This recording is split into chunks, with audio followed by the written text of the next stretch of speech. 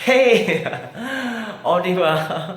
I just uploaded my first video regarding my hospitalization here in St. Luke's Medical Center. And a while ago, my two nurses just dropped by here. And then sabi nila, ang daldal ko na daw. Eh, alam nga naman, ito talaga in nature ko. Wag lang ako magkasakit. Talaga tatahimik talaga ako. Eh, hindi mo talaga ako makakausap ng maayos. But anyway, they just dropped by kasi nag-change yata sila ng shift, and then they have to transmit all the information from one nurse to the other one that will be attending me moving forward for the entire night. I'll be talking today the PhilHealth. Yeah, because basically, if you are under the insurance, which is PhilHealth, it's government body or insurance that only authorized to provide all the Filipinos members the policy or an insurance na if in case na magkasakit ka, a portion or percentage of your entire bill, they will shoulder that. I don't know how much the percentage, maybe 10 or 14% out of the total bill. But there are also illnesses or any cases that they're not going to cover. That's still subject of the, approval from the PhilHealth claim adjuster. The other portion for that, which is the majority of the bill, will be covered by the policyholder or by the patient or the health provider or your insurance provider, the private individual, private companies, which is like IntelliCare, MaxiCare, PhilCare. Those are some of the companies na nagpo-provide ng health insurances, and majority of the bill are coming from them. They will be paying for that, aside from the portion that coming from the PhilHealth. It's just that if you are a PhilHealth member, okay, you have to settle a document coming from your company or coming from the PhilHealth itself. It's what we call CF1 or Claim Form 1, which is it authorized or it confirmed you that you are eligible for that claim. You are going to submit it on your checkout or yun yung paglabas mo sa sa billing by the end of your confinement. If you are not able to submit it from PhilHealth, coming from PhilHealth, going to the billing department of the hospital, you are going to shoulder the percentage, the small percentage, before the company, the health provider, cover the entire amount. So babayaran mo muna yung hindi binabayaran ng PhilHealth kasi hindi mo inasikaso ang claim form 1, and then moving forward sila and to follow up. If what I'm going to do now is, there are two options. What I'm going to do now is talk to the PhilHealth.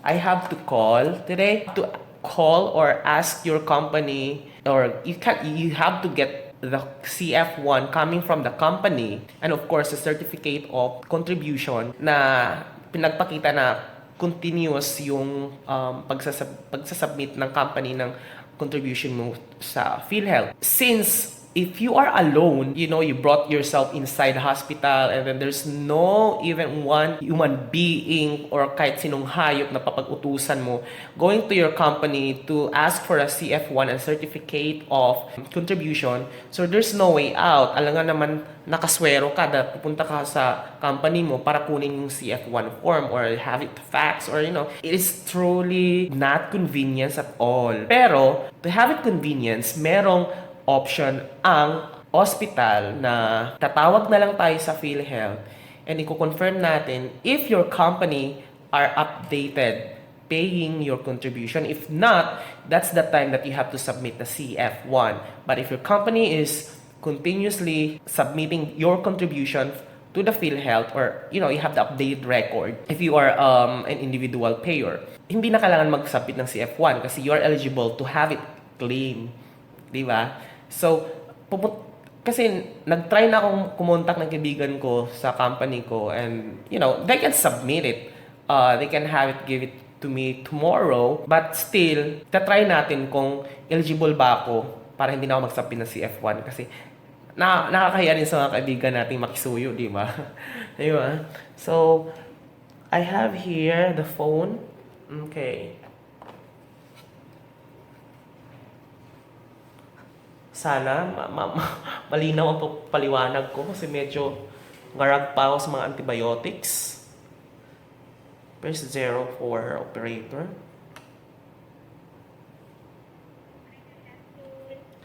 Hello, ma'am. Yes, Ay, ma'am, pakunik naman po ako sa PhilHealth. Okay lang po ba? PhilHealth. Opo. Bukas pa sila? Yes, sir.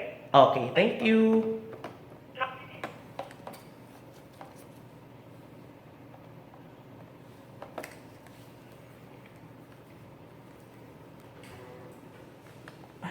Na-disconnect. Oh my God, na-disconnect ako. Binaba ko kasi agad, nakakaloka. Hindi na natin ibaba. Akala ko parang Avaya phone siya. Ay, sorry, nababa ko po, miss. Sa PhilHealth. Thank you. Medical Center, the country's acknowledged leader in medical technology, continues to pave the way. Medyo queuing sila. Ito na.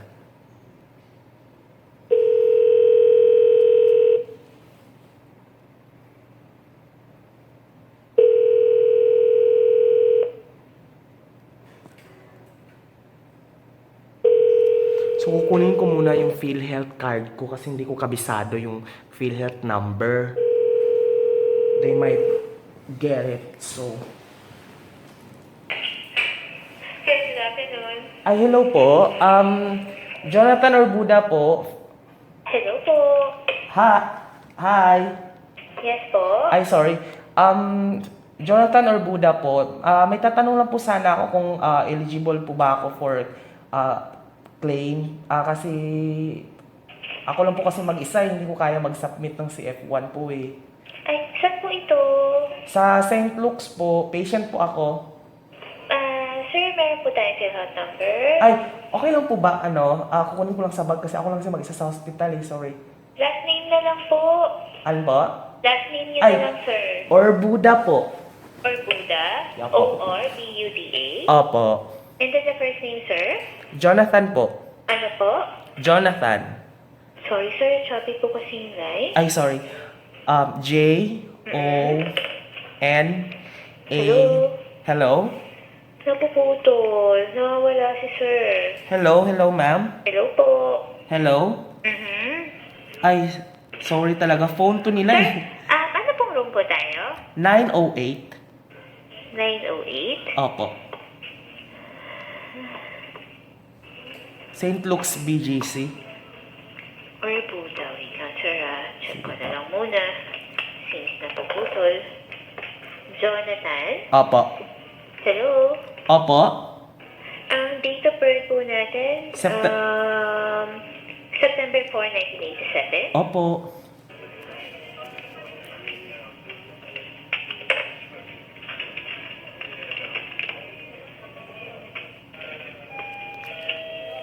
Hello? Opo. Sir, wait lang po Tingnan ko lang po Kailan Sige po po. tayo na-admit? Kahapon po, Kailan po 7:30. tayo noong August? Ngayon din po. Ay, kahapon. Kahapon po. Kasi medyo umokay na po kasi yung pakiramdam ko. Baka ma-discharge ako bukas. So parang nakakaya naman pag minadali ko yung mga kasamahan ko si F1. Kaya binirify ko na lang. Sabi kasi na MaxiCare, pwede daw. So, sir, actually, na-verify ko na po. Kaya lang, kailangan po talaga natin magsabit ng CF1. Kasi nag-know po dito sa online po nila, sa portal.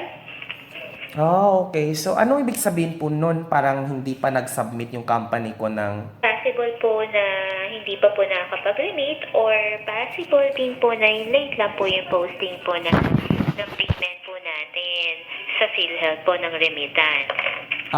Kasi they might doing it quarterly or parang may ganun pa. Opo, kaya lang possible po dapat yung second quarter, sir, dapat nakapost na siya.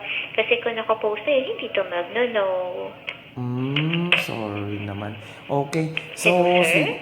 siguro, thank you na lang, madam, for informing me. Siguro Opo. ipa-follow up ko na Yun lang. lang, sir, kahit CF1 lang po. Okay, sige po. Hello? Opo, sige po, madam. Okay, sige po. Salamat. Ano pong name nila? Sai po ito. Ano po? Sai. Nasa St. Luke's din po ba kayo? Or sa... Nasa St. luck, sir. Okay.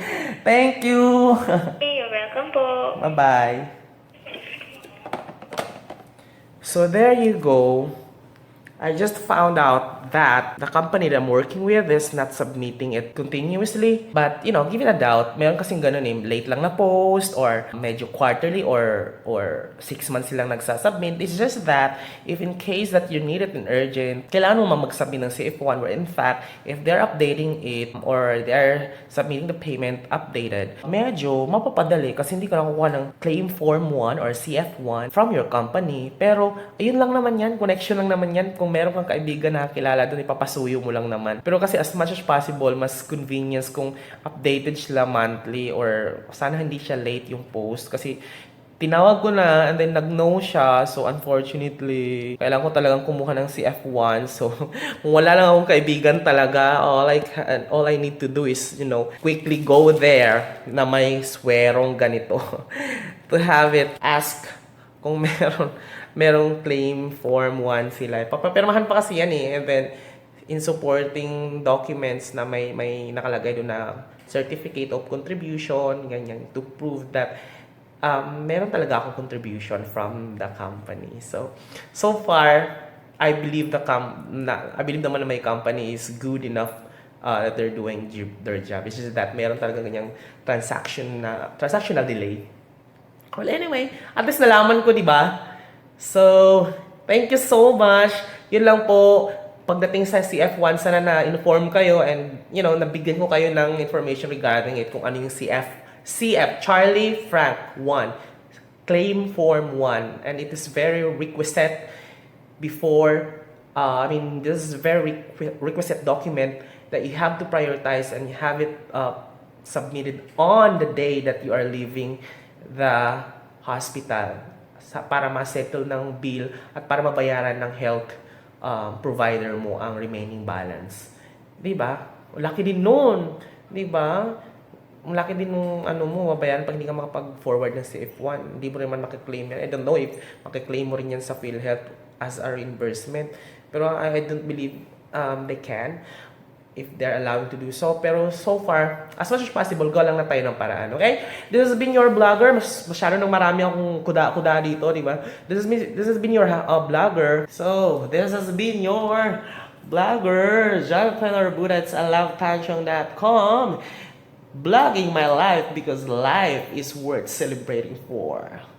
I love Tanchong TV. Bye-bye.